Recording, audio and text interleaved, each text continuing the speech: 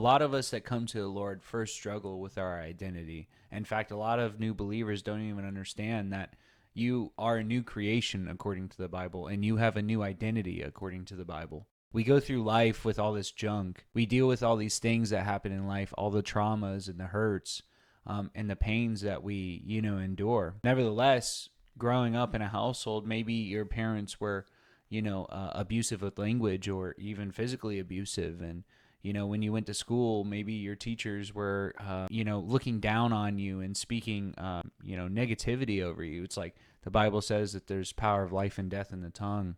And so that stuff starts to add up and it starts to mount up. And what it does is it creates a perverted version of what God has intended for your life, an identity that God has intended for your life. It's a perverted version of how God even sees you. But instead, it's the way that the devil wants you to see yourself. Because when the devil has you in this way, has your identity skewed, it's going to really hinder and cause issues and stumbling blocks along the way as you walk throughout life as a new believer. As far as the east is from the west, he no longer remembers it. Sometimes when we walk into this belief and into this faith with Jesus, that we can hold on to these things, and it's like a chains. It's like chains in the spirit that just hold you down, pin you down as you're trying to walk out this thing with the Lord. But God has more for you.